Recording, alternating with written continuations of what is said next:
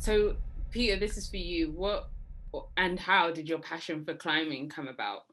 Because I know in the film Yes. you had a background in rugby, and so Aha. kind of like how did the passion for climbing come about? Yeah, it's a very interesting one and very atypical. Uh, I sort of had this. There was a school trip that my school was doing to go to Mount Kenya, to the third highest peak. Most people who go to Mount Kenya, they go to this peak called Point Lenana, which is a hike up to 4,800 and 4,985 meters. So it's high and challenging, but I was told when we were going for this hike, I think it's my mom who told me this trip is happening. And so, okay, I signed up, did the practice hikes, and then went. At that time, I was interested in birds a lot. I mean, I was doing sports, I was playing rugby and all that, but birds was my main interest. So when I went to the mountain, and I was always looking for the birds as we were walking up the mountain, and it was really challenging. And the last day, really pushed me. That was and it really pushed me. And as you do this climb, you see these other peaks which are just huge and steep. And yeah, and the highest peak, Batian, is just huge, and you just wonder, wow, people actually climb that thing. And when I came, I thought I was going to the top, but clearly we weren't going to the top. We're going to a different peak, and so that put something in my head. I think for the future, it just piqued my curiosity. And the year after that, I tried climbing for the first time in this place called Hell's Gate National Park, on that tower that you see in the movie.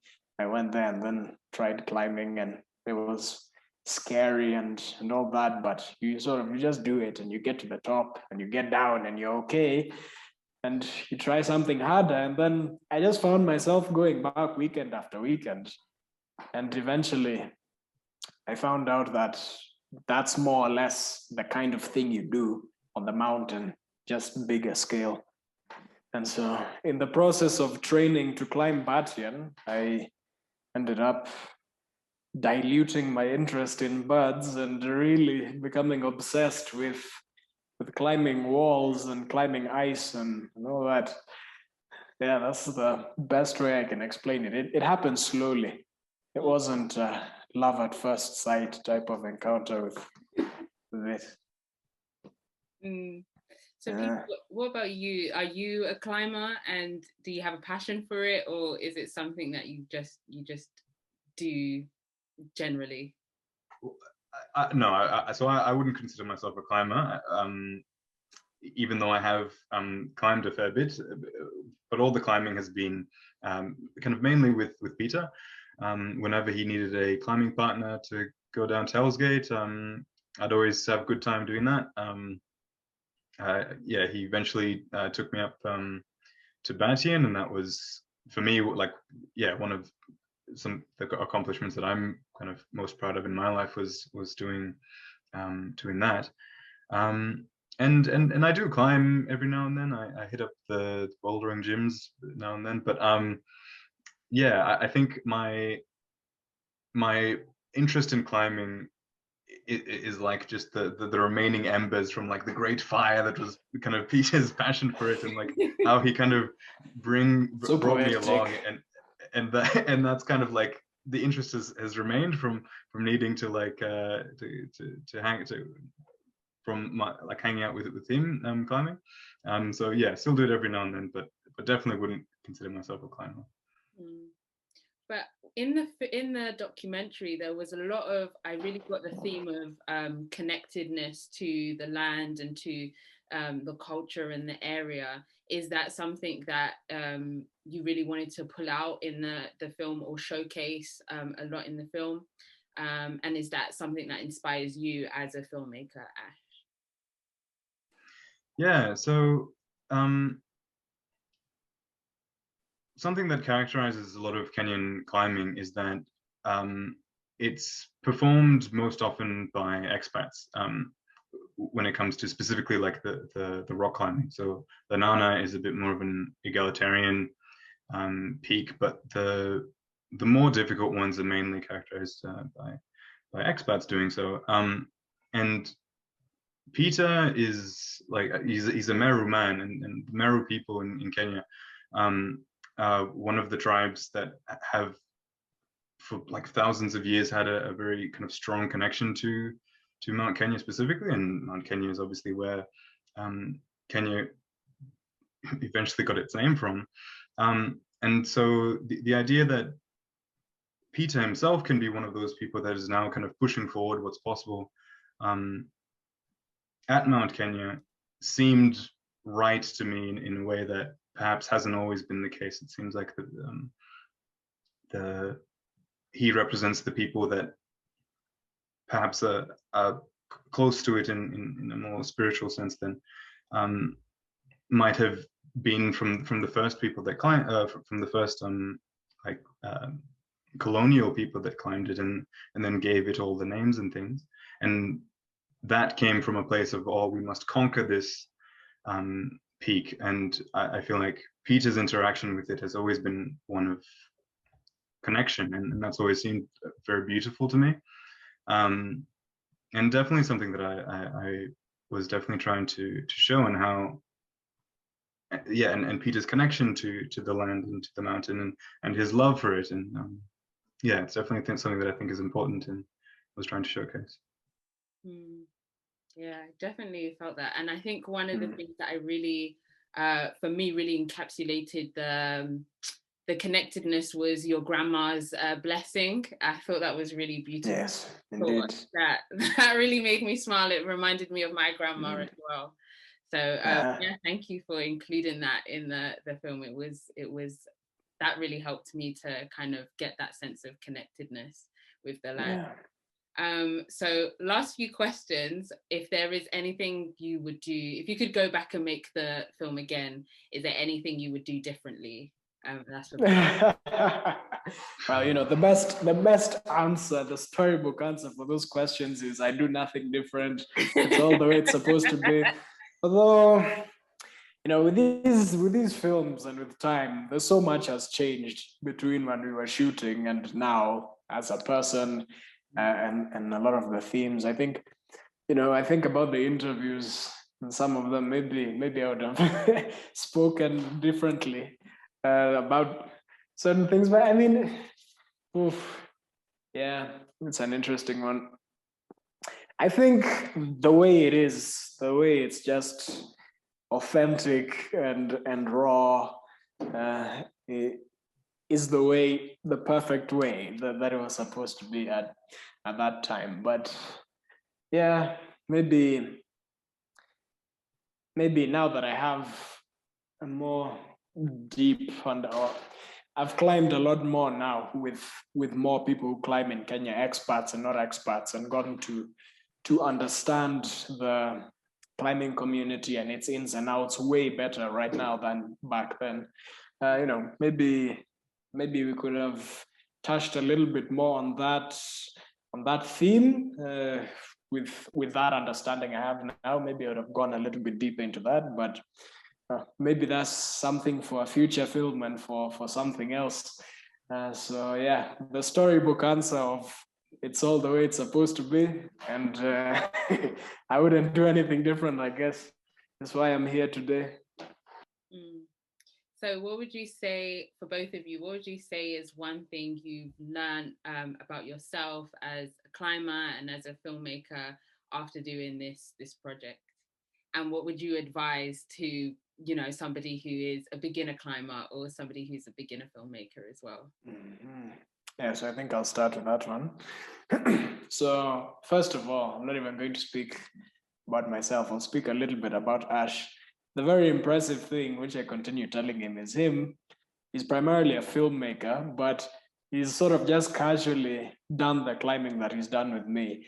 And then it's amazed me the ability to just adapt and just climb this thing and then make a film and take, you know, incredible shots. I don't think there's a lot of footage like that that's been taken in Kenya by Kenyans in that sort of an environment, just mastering that. So that's blown me away. It blew me away.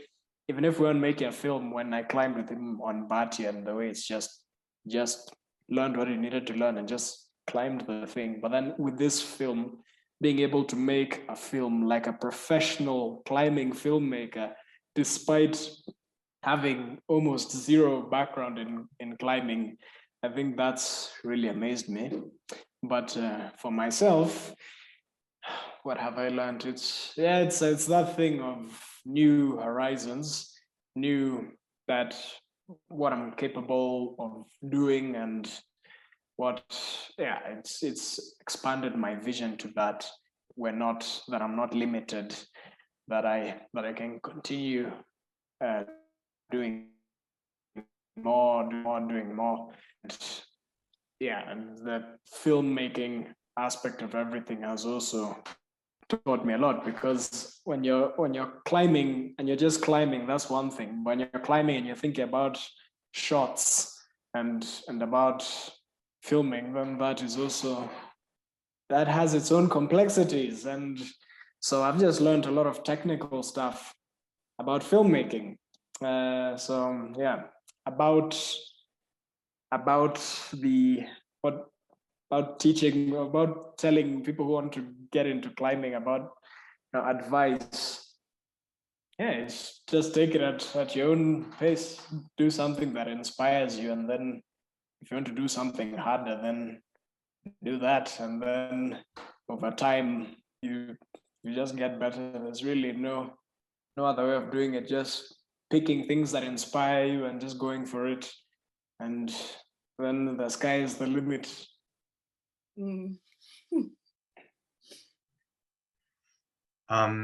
For myself, I think something that I definitely recommend people starting out in film and stuff is to kind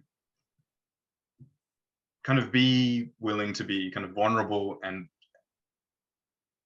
in what you think that you're able to do, because I think something that I kind of keep having to remind myself is never to really think, oh, that's a project that's like out of your grasp, or like I don't have this bit of equipment that will help me do this, or I don't have this thing set up, or like my experience isn't up to scratch to do a thing. And I think sometimes considerations like that may play into the equation, but I don't think it happens nearly as much as people would like. I think if you are willing to be vulnerable and to start off as a beginner in something, you have to be able to build yourself up, and you can make kind of great stuff with the limited resources and skills that you do have, and each time that you kind of push yourself forward, you get a lot better. So whereas I think the climbing was within my ability on this, the needing to also film it at the same time was something that kind of was really kind of pushing me, and so my ability to be able to compose shots and to think of coverage and to do that on the fly, I think I gained heaps of experience in being able to do that. And if you had told me earlier, oh, would you like to shoot a feature film, a rock climbing documentary, I would have thought that's completely out of my abilities at the moment. So yeah, I think being able to be vulnerable and to give things a shot is something that people should definitely give a try. And so what's one thing you want people to take away after watching this film? For me, anything. I'm still just amazed that we did that. Let me think. For one thing, Kenyan climbing, Kenyan mountains, we're putting that on the map. That is thing number one, because mostly these films, Europe, the US, that's the end of the story. So with this film, we want to portray that even in Kenya, there are Kenyans that are climbing, Kenyans that have mentored other climbers, and that are pushing the sport in their own right, in whatever way that is, and just a different look at the sport through the lens of a different group of people who are different culturally and it's not on every climbing film. You'll see a rock and people climbing and a giraffe just walking around in the next shot. So we just want to showcase the beauty of this place and the climbing that's here, and yeah, that we're up to doing up to pushing ourselves in different ways. And like Ash said, don't give up. You can do anything. Yeah, I mean, be inspired. People who watch this, just be inspired to climb something that gives you joy and that inspires you, and to, despite knee surgeries or whatever, you can find a way to do the things that you really want to do. So that is my what I have to say, Mr. Ash. Yeah, I think there's a line that Chimamanda Ngozi Adichie said about the danger of a single story, and contrasted a lot of African countries with having one or few stories, and other nations and cultures as having many, and that having their humanity portrayed in lots of different lights. So with Kenya, I think internationally there's not a whole lot of the kind of complexity of the humanity that you'll find there.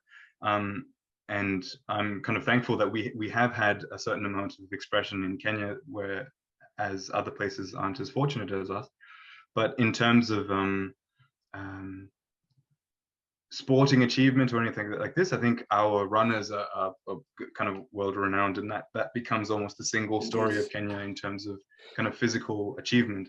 And I hope that the film kind of broadens the view of what Kenyans can do, and what add another story into the library that Kenya has to offer.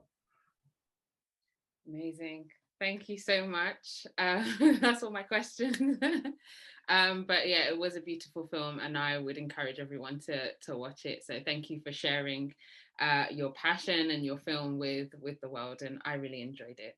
I don't know if it would make me go climbing, but it did make me want to explore Mount Kenya. So thank you so much.